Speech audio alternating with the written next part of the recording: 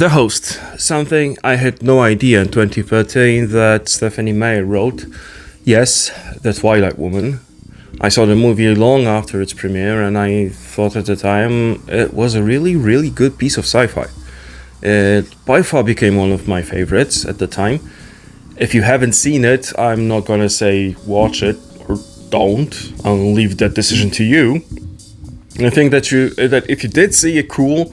You don't need to do it again, though. There's tons of controversies around Meyer. Yes, we cannot ignore the blatant glorification of abusive relationships, feeding the narrative that post-marriage sex is a highly regarded version of sex, that Native Americans have been misrepresented and had not received a single cent from the books, nor the movies, and a fuck ton more. I do acknowledge that.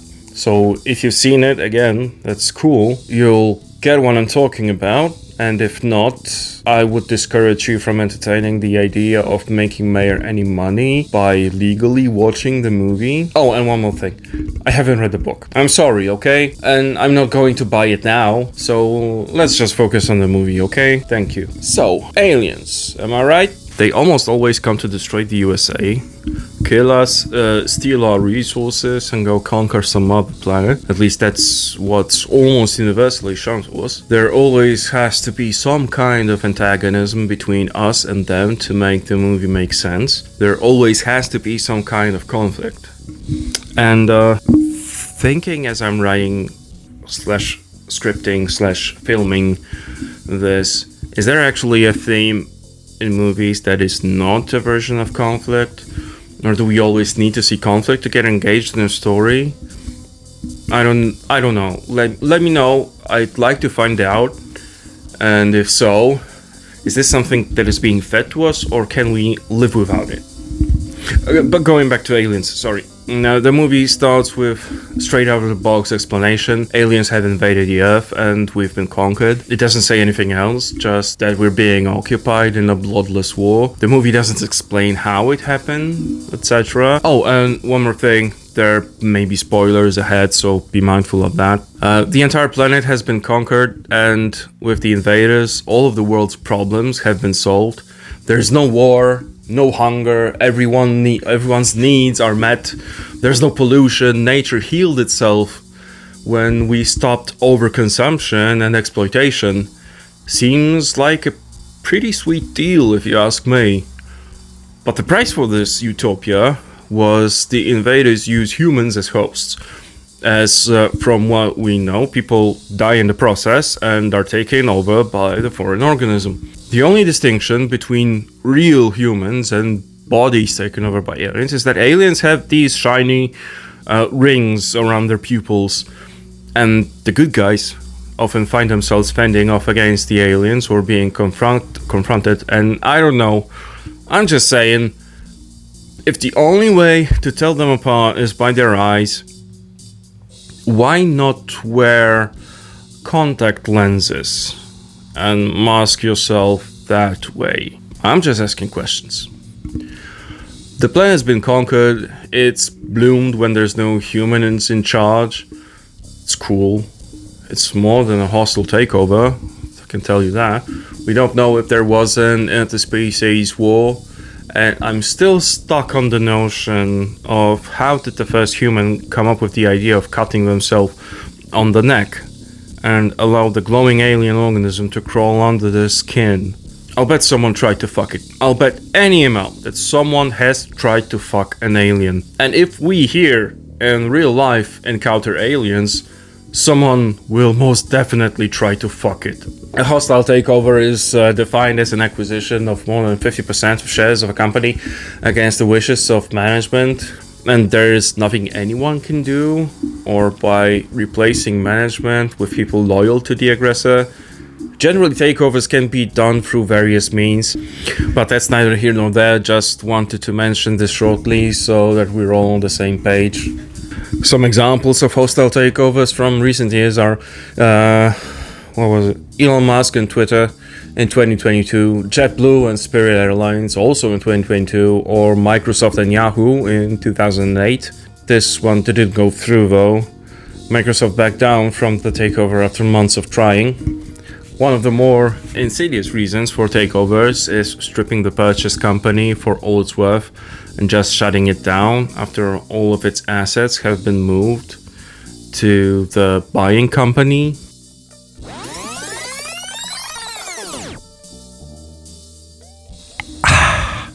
I've mentioned that once the aliens came and got what they wanted, the planet healed. There's no shops in the sense that you don't buy stuff.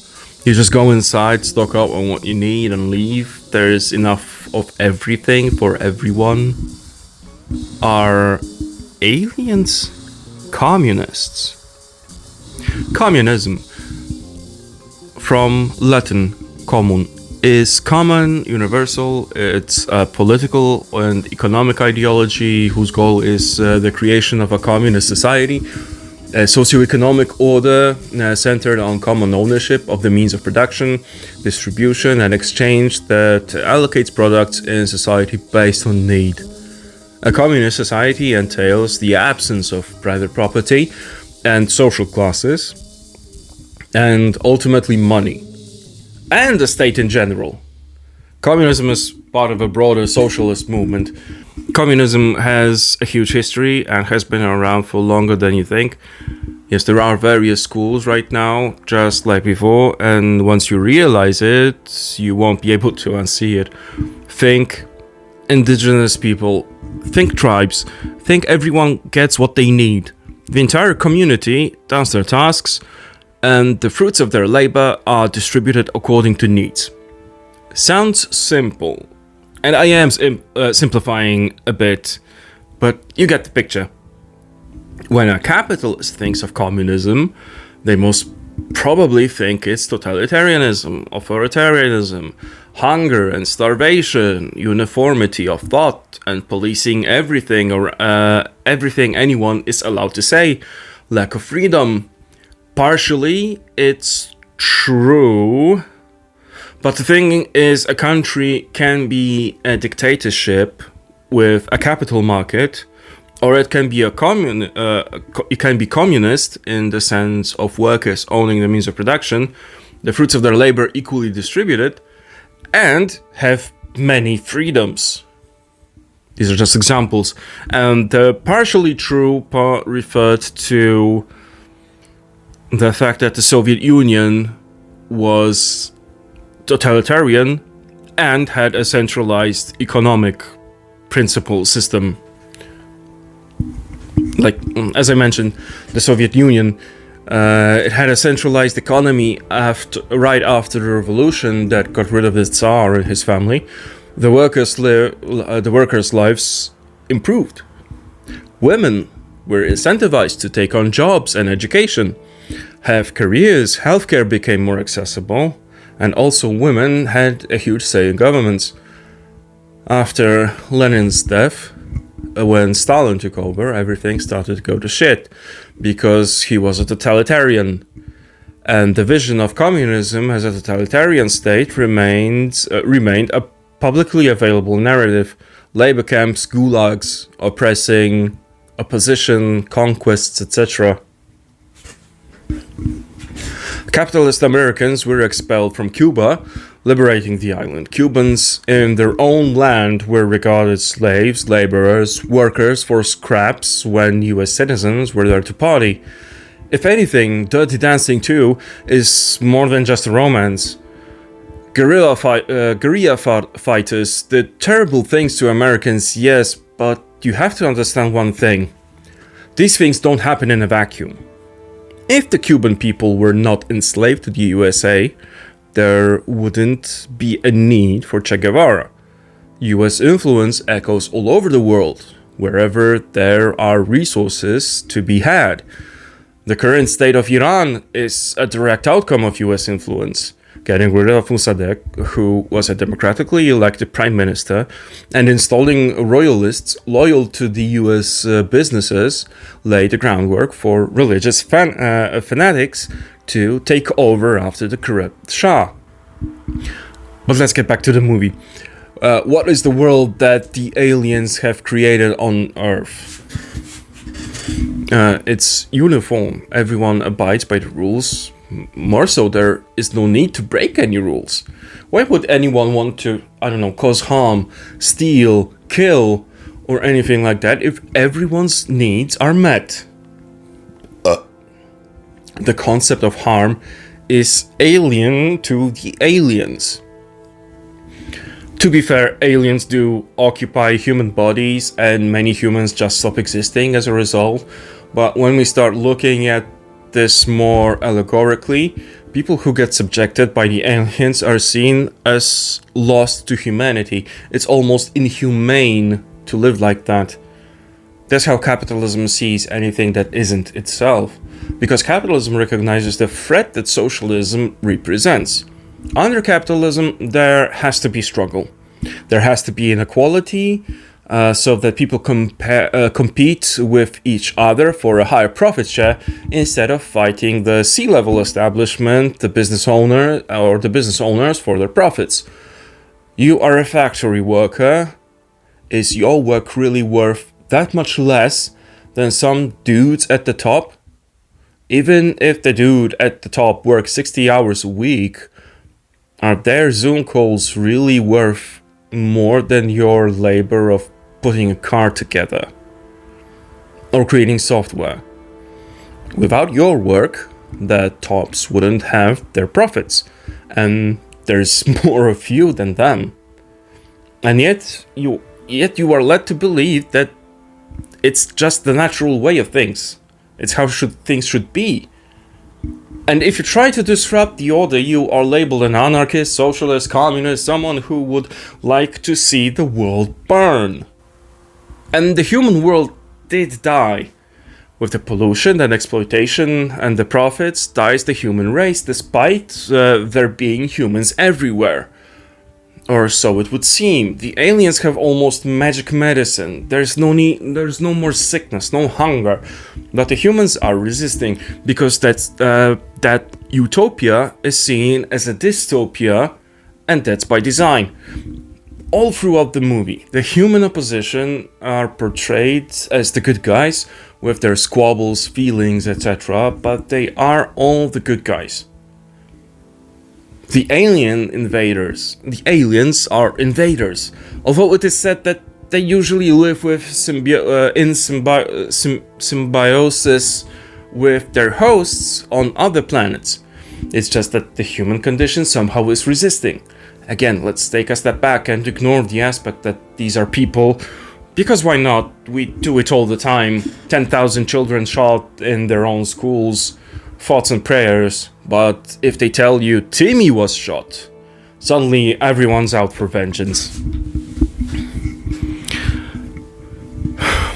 The human capitalist condition is incompatible with the socialist aliens.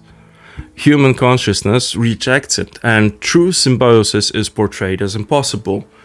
And at this point, I can only guess why that is. It's just shown that way. There's even this scene where, through cooperation with the Wanderer, who is the main protagonist on the alien and the human part, getting supplies has become boring because it doesn't entail stealing. They just go in, take what they need, and go home, as if it's become dull, mundane, void of emotion. Again, it is shown to us that once humans conform to the new way of life, it's no longer life. What do you mean there's no need to fight for a better future? What do you mean everyone has a house, a means of transport, food and healthcare? If I agree to this, I no longer am human, because I need to compete for my survival.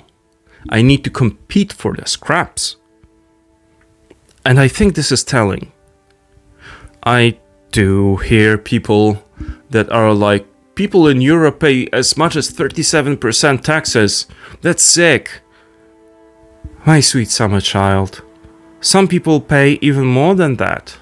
But capitalism told us that the only thing that really matters is the individual, not the societal.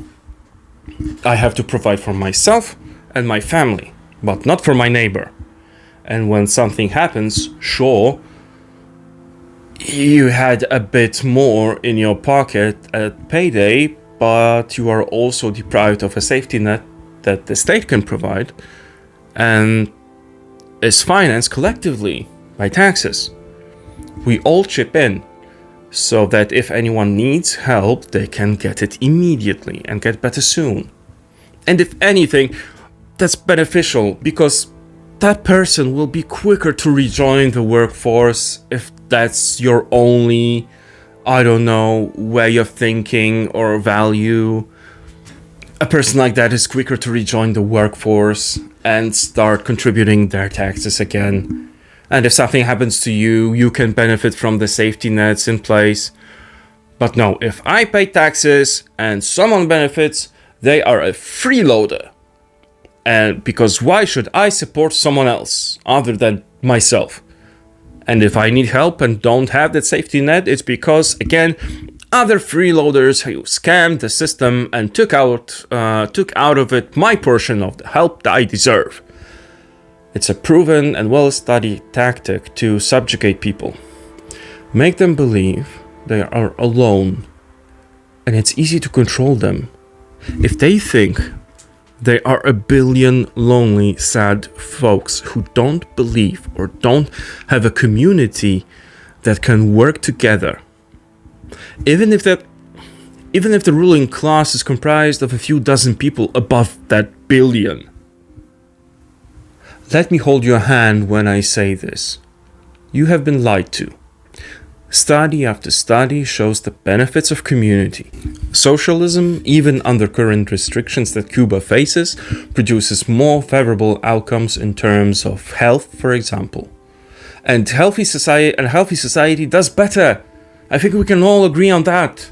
I don't think it's controversial to think that everyone has a right to be healthy, to be fed, housed, and fuck me, I'm gonna say it, to be happy.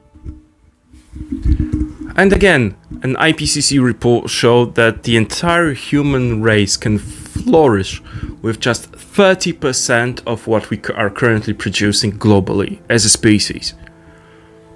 But with the excess of the 70%, we still have slavery, famine, world hunger, humanitarian crisis after crisis, genocide, people are dying of preventable diseases or exposure to extreme weather conditions, all of which could be solved if we worked together. But we've been lied to that the only way forward is to work maximum hours for minimum pay so that some shareholder somewhere can see arrow go up and think to himself, I is smart, stonks go up, and flex their muscles in the mirror, at the same time sending thoughts and prayers when another hurricane hits, or a flash flood kills another dozen children, a school shooter does what they do, or another literal genocide is being streamed live on the phone that you have in your hand right now, the production of which cost another child's life in Sudan. I'm not saying throw away your phone, I'm saying consume less. Buy secondhand, look for a community, because if we're to make out of this mess alive somehow, we can do it only through working together. Okay, I need to add a few more things. Look, the movie, it was still cool sci-fi, okay? I'm not gonna lie, I liked it. I even liked it the second time that I watched it. And I just wanted to reiterate that the things the movie shows are like a capitalist looking at communism, or in the very least socialism. You have the good guys who are purebred Americans, 100% natural human. They are alive, they have emotions, they have desires, they have these inner turmoils, these struggles. You can see that they're alive. And on the other side, you have these emotionless, rational people who are completely alien, not only through their eyes, but through their demeanor, the way they talk, move, the way they think, like causing harm is completely alien to them. They think they are saving everyone, or The capitalist sees that the communist comes and says, I want to save you, I can help you get better. But this is enslavement. You're being lied to by the communist. You're going to get enslaved by the communist. See, this is the narrative, and this is why I think it's seeing communism through the lens of a capitalist, and most probably a religious one at that. Because it fits with the narrative of everything I've seen and heard that and read about, that full-blown capitalists or capitalist economists are saying about socialism and about communism, that it's bad. There's no individuality there. It's slavery. It's policing. It's authoritarianism. It's totalitarianism. Thought policing. Everything worst. Everything that is not freedom. But freedom is, one, as you know it, and two, you are not free, my friend. You don't have freedom unless you're a white Christian male in the US. Then you can say, and you have to be wealthy.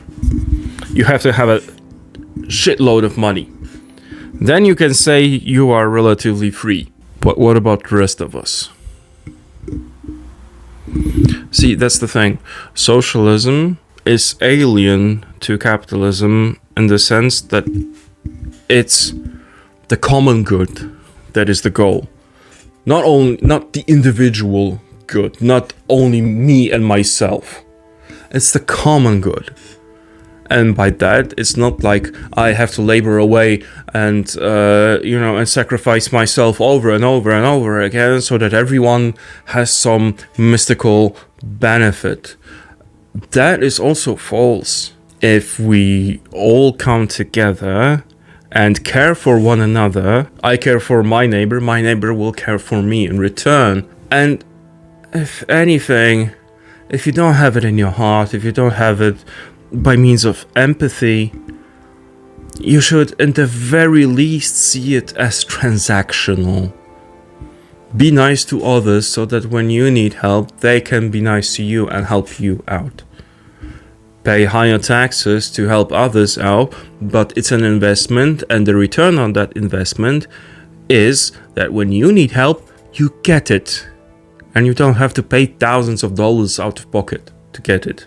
And if you